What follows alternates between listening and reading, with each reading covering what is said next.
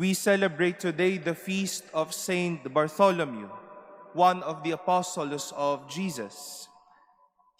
Jesus made a mark to him that he was a person of no duplicity. He was so honest, so certain. Wala po yung tinatawag nating gray area on his part. A very straightforward person. We can see and we have heard this truth about him at the beginning of our gospel today. When the disciples came to know who Jesus was, they reported all of this to Bartholomew, to Nathanael. And the response of Bartholomew was, "Can anything good come from Nazareth? May nagmumula bang mabuti sa bayan na iyan ng Nazaret?"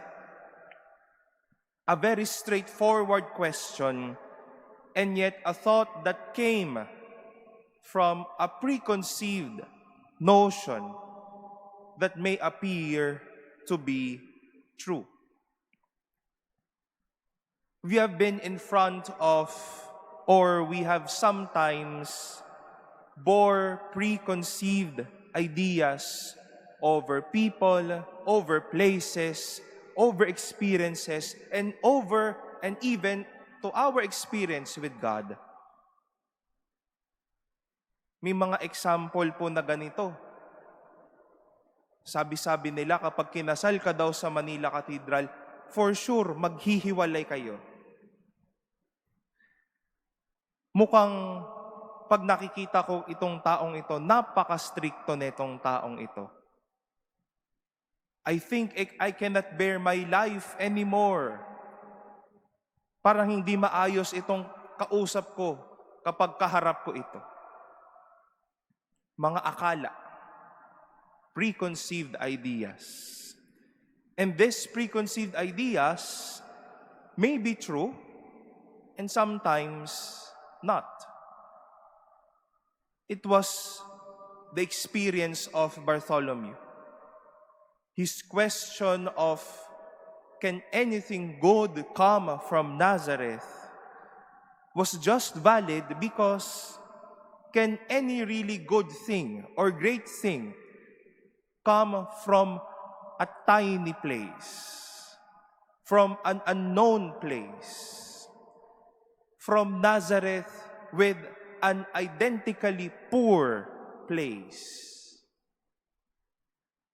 Kung magandang bagay ang nais nating makita, ay dapat manggaling yan sa mga grupo o pamilya na dakila o kilala.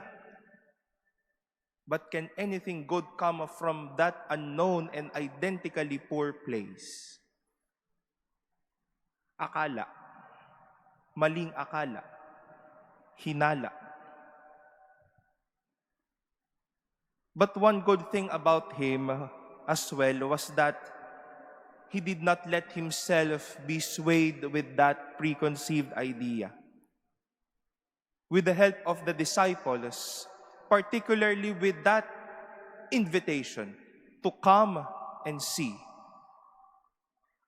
ang isang tila haka-haka na paniniwala o baka ang mga maling akala na naging malaki, naging malalim at malinaw na pananampalataya. What was the response of Bartholomew? "Rabbi, you are the Son of God. You are the King of Israel." As if he told Jesus, true, totoo. Anything good can come from Nazareth.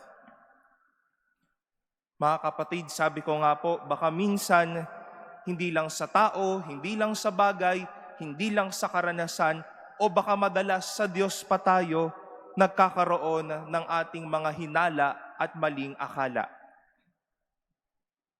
Upang mawala ang hinala, kinakailangan lang din minsan na masamahan ng mga kaibigan o mga malalapit sa puso na magbubukas ng ating mga mata upang maniwala at mawala ang mga hinala sa ating puso.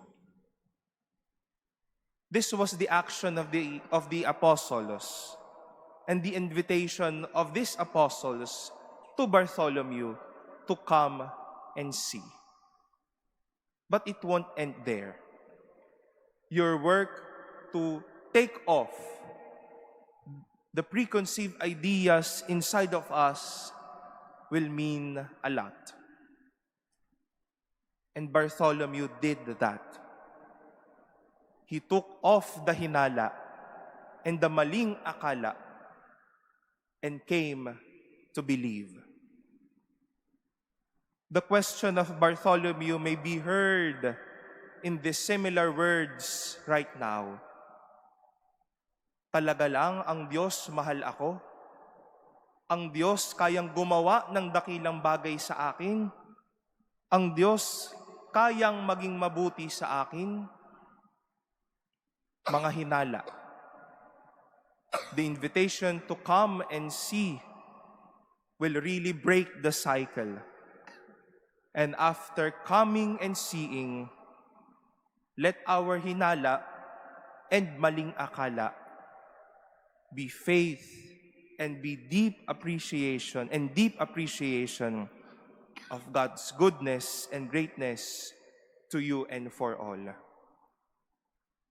Mula sa hinala o maling akala, maging matibay at malalim na pananampalataya.